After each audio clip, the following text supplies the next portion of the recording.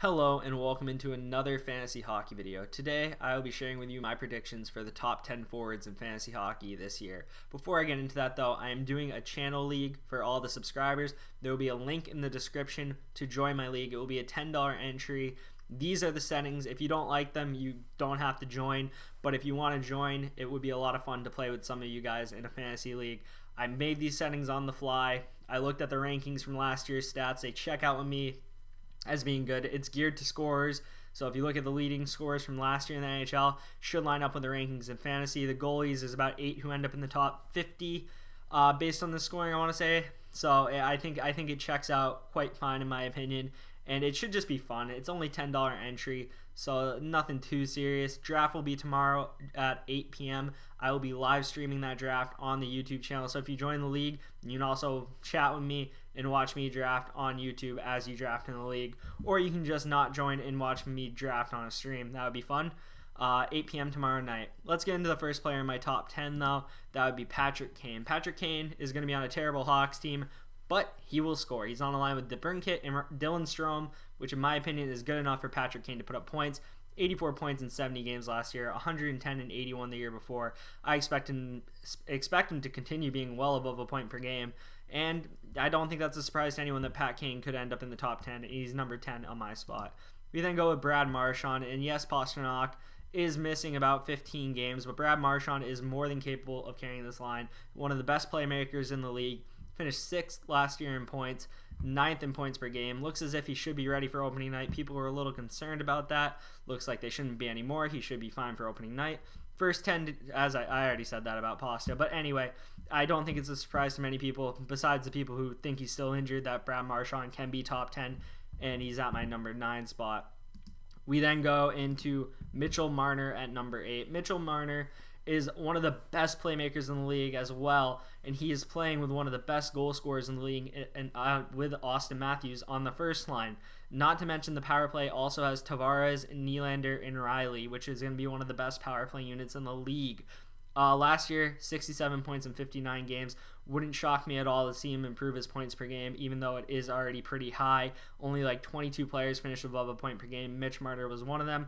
I can easily see him squeaking in the back half of this top 10, and I have him at number 8. We then go to Sidney Crosby, which some people may think Sidney Crosby fell off. He missed a decent amount of games last year, along with the Penguins just being unhealthy in general. They look to be fully healthy going into this season.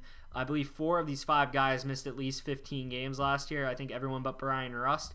Crosby was 13th in points per game last year. Penguins had health issues, as I mentioned. Only 33 years old, not too late in his career to have another amazing season. Sidney Crosby is my number 7th. We then go to number 6, which is Artemi Panarin, who finished 3rd in points per game last year, 17th in goals per game, 95 points in 69 games last year. No joke. Artemi Panarin is a superstar in this league.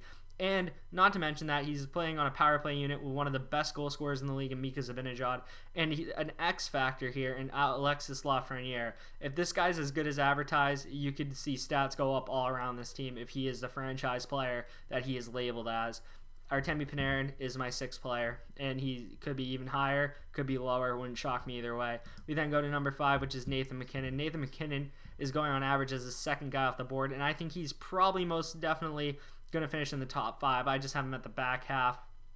5th in points per game last year, 13th in goals per game. Should be around the 5 spot. He's consistently up there. Power play unit's going to be pretty good with Landeskog, Rantanen, Kadri, Makar, a very young, talented defenseman who should be pretty good for them this year. Nathan MacKinnon in the top 5 should surprise no one.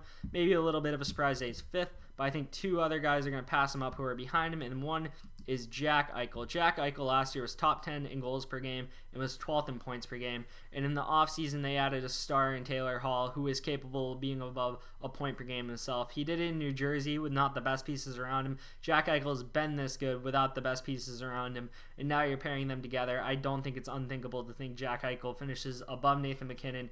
And it might be a little bold of me to say it, but I think he will finish above Nathan MacKinnon this year in fantasy hockey. And I know I might get roasted in the comments for that, but I gotta make a bold prediction here or there, or this video would be too vanilla. And I'm gonna say Jack Eichel finishes 4th in fantasy hockey this year because of the addition of Taylor Hall. We move into number 3, which is Austin Matthews, who scores for fun. Last year he finished 9th in points and I think he'll be a top 5 point getter this year. He's a top 3 goal scorer in the league, in my opinion, with Ovechkin and Pasta. And I don't think this comes to a surprise to anyone watching this video that I have Austin Matthews in the top 5 and at number 3. I think the Leafs power play is going to be dynamite. I think him and Marner together are going to be dynamite. And I think Austin Matthews finishes at the 3 spot. You then move into number 2, which is Leon Draisaitl, last year's number 1 fantasy player in most formats. Top 10 player, in my opinion, without McDavid with him, and I just think he gets boosted to number 2 because of how good that Edmonton power play is with him and McDavid on it. They added Tyson Barrie, which should only help. Nugent Hopkins and Yamamoto look to be good side pieces on this power play as well. As I said, led the league in scoring last year. He put up over 40 goals as well, so he gets your G's and your A's. He just does everything. Second player this year for me is Leon Draisaitl. And then number 1 is Connor McDavid, who is probably most people's number 1. I think he's just the best player in the world. He's playing with Draisaitl on that power play, as I just mentioned. And he's Connor McDavid. Is there more to say? That is my whole video today. I decided to be quick, you guys all know these players. You guys all have your own opinions. I just wanted to make this real quick video just to share the order I think they will all finish in. If I snub people, let me know. I definitely did, and I definitely can be wrong here. I don't come on here thinking I'm going to be 100% right with all these, especially these top 10 lists that are very hard to put together. And I put a decent amount of thought into them to make them interesting and to give you my genuine thoughts. That being said, do consider joining the fantasy league. If you think my opinions are trash, come beat me in a fantasy league that I run. It would be the ultimate way to tell me I'm trash, in my opinion, and I just think it's going to be a lot of fun. Thank you for watching, as always. If you're not subscribed to the channel and you like the coverage, or you want to watch my older fantasy hockey videos to see what I think of players you may have drafted, or if you have a draft tomorrow, they could really help you with your draft, do consider subscribing for fantasy hockey content throughout the whole season. Thank you for watching with me throughout this whole draft process. More videos to come in the future. Tomorrow, I'm going to do a live stream of myself drafting, as I already said, so you guys got that to look forward to. I'll see you in the next video.